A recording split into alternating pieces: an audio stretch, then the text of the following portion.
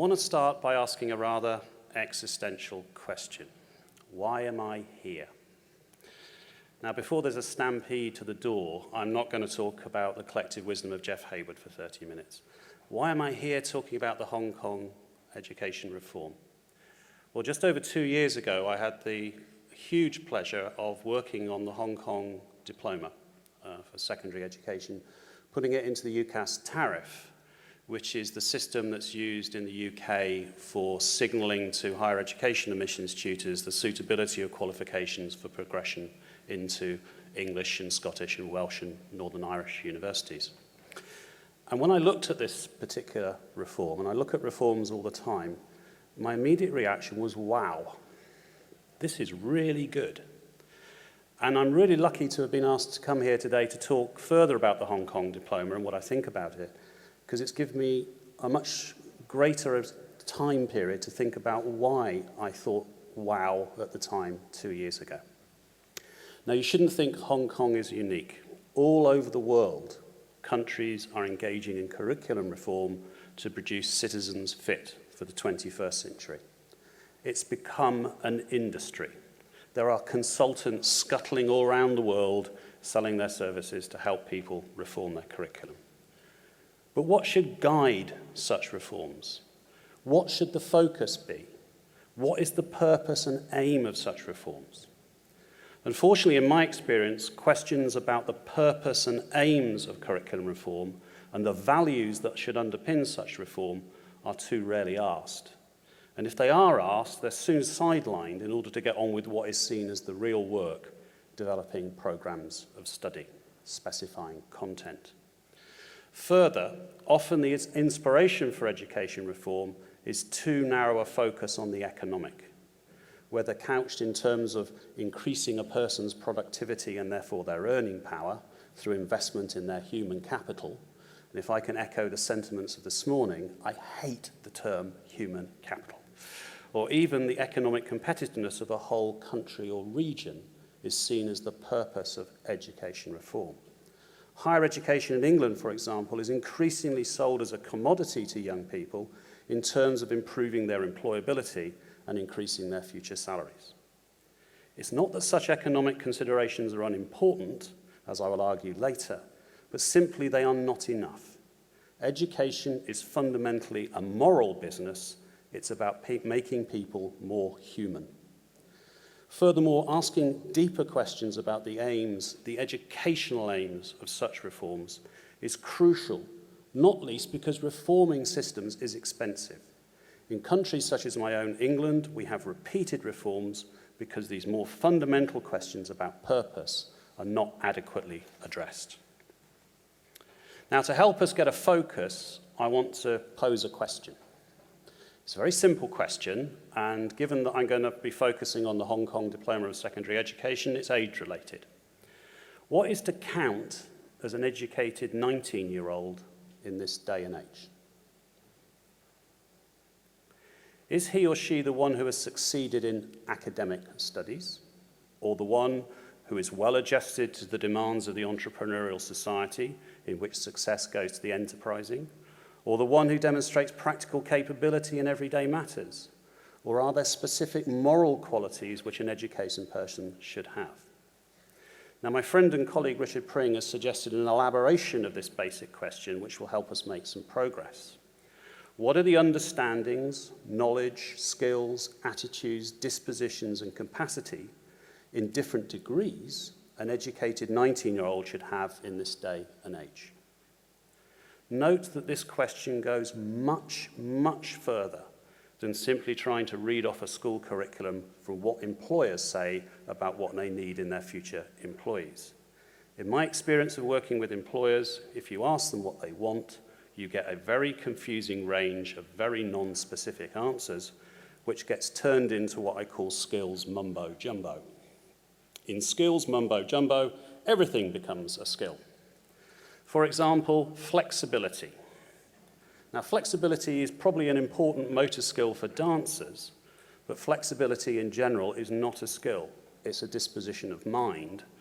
And very often what it means is being prepared to do what you're told and not ask too many questions.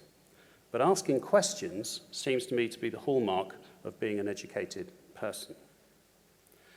We need, therefore, when thinking about curriculum reform, to make distinctions between understanding, knowledge, and skills and other attributes, because an overemphasis on knowledge, say, or upon skills, would not do justice to the range of qualities which are part of being a fully rounded person.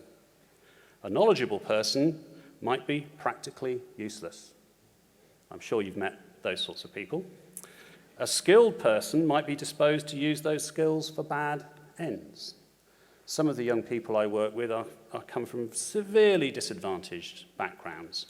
And people say to me, oh, they're having problems learning. No, they don't have any problem learning anything at all. It's what they learn that's the problem. And they sometimes use what they've learned for very bad ends. But such a train of thought leads us to another question. What does it mean to be a person, a human being? And what does it mean to be a human being more fully? Now, we all know young people are different, and thank goodness for that. Young people have different capacities, and they have different motivations, as we heard this morning. And we need to recognize that. Furthermore, some young people are disadvantaged in a variety of different ways. And that means they'll have different opportunities to learn. So we mustn't simply expect all young people to meet the same set of criteria in order to qualify as being educated. We must take account of different capacities, motivations, and opportunities. But we should not see such an acceptance as being inconsistent with insisting that being educated means that a young person has developed a basic grasp of concepts and principles needed for the intelligent management of life and for participation in the wider community. Michael Barber this morning talked about, historically, the way that we used to write off about 50% of our population through the education system.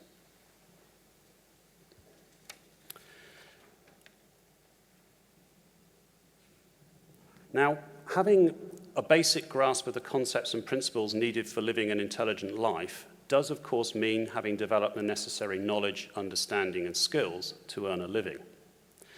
The great American philosopher John Dewey reminds us that a vocation is essential to providing a direction to life and helps make a life worth living. So any curriculum reform must have one eye at least on progression, both to further and higher education and to working life. But being educated does not simply mean providing a young person with learning experiences that will fit them for work. Being educated also requires us to act intelligently as parents, caring adults, friends, and members of a community, to have the capacity to enjoy music and the arts, to critically and thoughtfully engage with discussions about what matters to us, our families, and communities. When you actually review another person's life, what you're likely to remember about them was whether they were caring, courageous, moral, and wise, not just whether they had a good job. The purpose of education is to develop good character, an aspect of human identity that the sociologist Richard Sennett reminds us has been seriously eroded in recent years. Now, we must, of course, be aware of the times we live in. Certainly, the world is changing. Here's a surprising take-home message. It's always been changing. I cannot conceive of an economy that is not based on knowledge. I really don't understand the concept of the knowledge economy. If you want some examples of how the world is changing, I can take you back to the 1560s, when there's a lively discussion going on in England. I won't try and express it in the Middle Age language. There's a lively discussion going on in England about the quality of apprentices. And the English are doing what the English always do and say, our apprentices aren't as good as the German apprentices. Here's another example taken from the Times in 1912. This is a head teacher who's complaining that students today aren't nearly as good as they used to be. And he blamed it on the gramophone. We're told that change is an ever-present feature of modern life, though I suspect, with the clarity of hindsight, the pace of change will be judged 50 years from now not to be as great as we currently think it is. Nonetheless, intelligent management of life in the 21st century is going to be different from what it would have been in the 20th. We know much more, for example, about how to stay healthy. The economic context in which young people will have to make a living has changed enormously. And there are huge problems of environmental change and degradation that will have to be addressed by young people in the future. And of course, technology has transformed access to information. I'd just like to dwell on that last point for a moment because it's a particular bugbear of mine. There is a distinction to be made between information and knowledge. John Seeley Brown and Paul Duguid, for example, put it this way in their book, The Social Life of Information. An obsessive focus on the spectacle of information and isolated individuals to the exclusion of, or through the redefinition of, issues of knowledge, judgment, insight, and understanding of community networks, organizations, institutions, and society at large. I recently examined a doctoral thesis, really interesting doctoral thesis about how university undergraduates were using social spaces, social networking spaces. These undergraduates have built around themselves dense networks of information links. They had ativars prowling the far reaches of social cyberspace, and there was a constant stream of information flowing into their bedrooms onto their computer screens through various feeds. After reading the thesis, which I passed, I felt extremely depressed. Why don't they just go out, meet, and talk to some people was the abiding memory I was left with. And this sort of isolating idea of technology, and it doesn't provide you with access to knowledge. You construct knowledge. It provides you with access to information. And a critical skill for young people in the 21st century is to judge the quality of that information.